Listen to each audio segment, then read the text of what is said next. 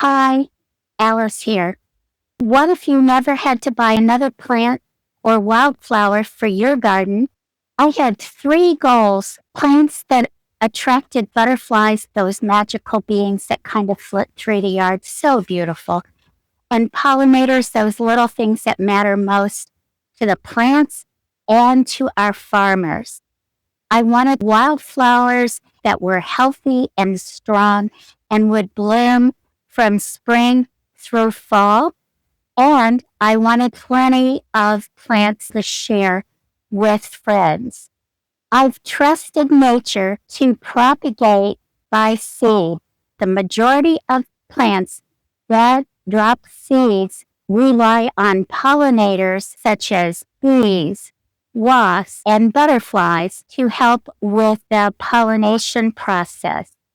Let's see how effective that has been. The first area I'm visiting is a patch of blanket flowers, also known as gaillardias. This is a prolific bloomer and reseeder. Check out those seed heads and these beautiful blooms.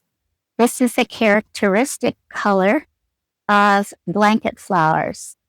This plant grows in a variety of USDA zones throughout the United States. It's a great addition as a native plant.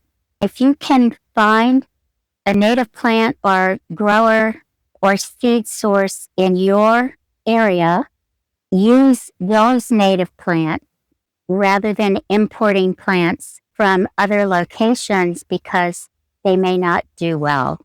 And there is a pollinator busy working on the blooms. Here's an example of the plant reseeding and propagating itself. Seeds blew into the container that I had set aside. And what's interesting is it is slightly different color than the mother plant.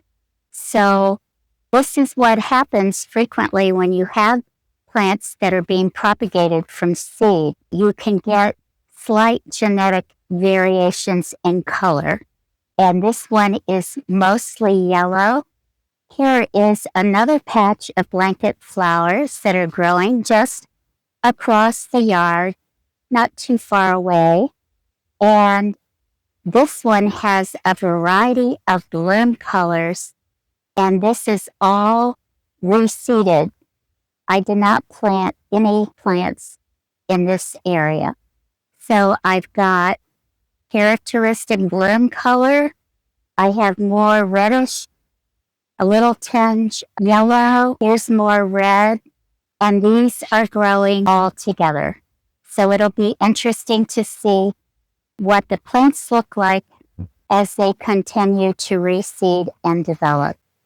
Here in my pollinator garden, this is a full sun location. It's like a riot of different blooming flowers, seed heads.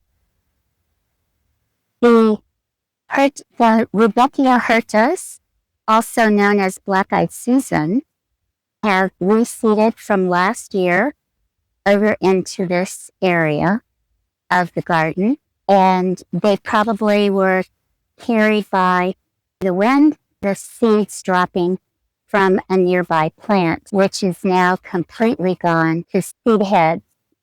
Lion leaf sage, I didn't even have to buy this plant. This was growing in the yard, and I have just let it reseed itself.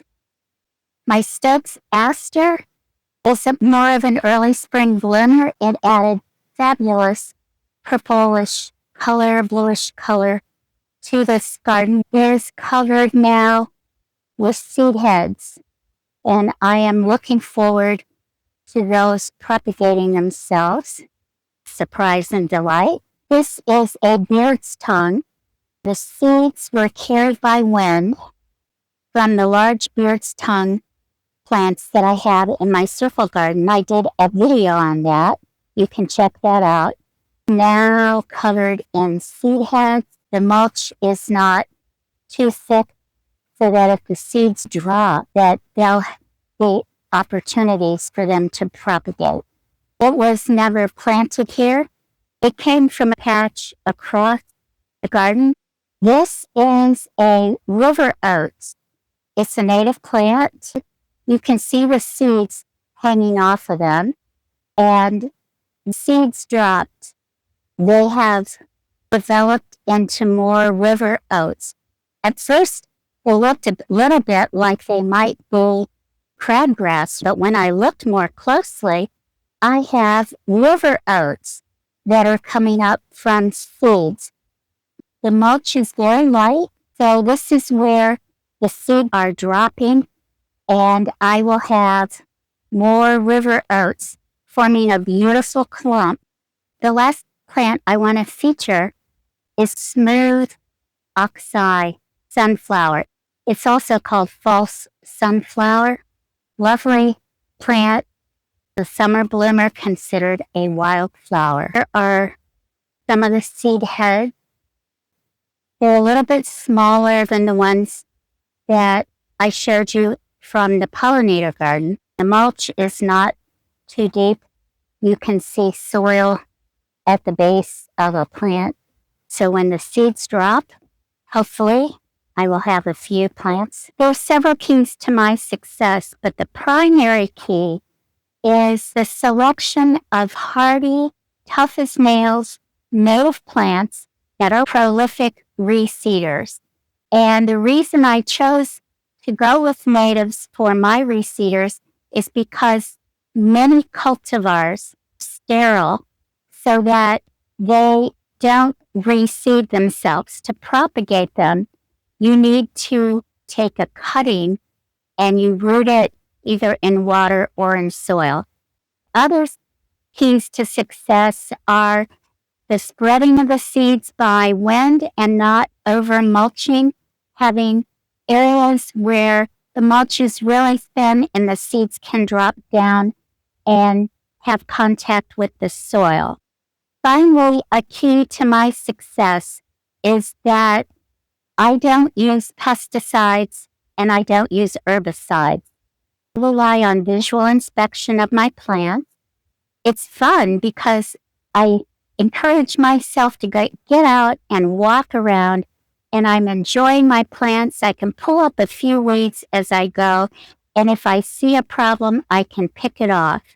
And by leaving things to nature's way, I've had some predatory insects like praying mantis and ladybugs show up to eat aphids and other potentially problematic pests. By not using herbicides and pesticides, I didn't have to worry about the runoff of those chemicals into the water and into the wetlands where I live. I'm trying, in my small way, to help with the integrity of the aquifer, which is where we get our drinking water and all of the water that supports agriculture and industry in the whole southeast region of the United States. My yard runs over with blooming plants that are reseeding themselves. What a delight to go nature's way. Let's build an ecosystem together in our yards, whether it's in pots and containers, small garden areas around the yard, or large landscaping areas like meadows. Together with nature and the right plants and pollinators, we can do it. Thanks for watching. Subscribe, Garden Yay, for ongoing tips and gardening information so you can create the garden that you love. See you again soon.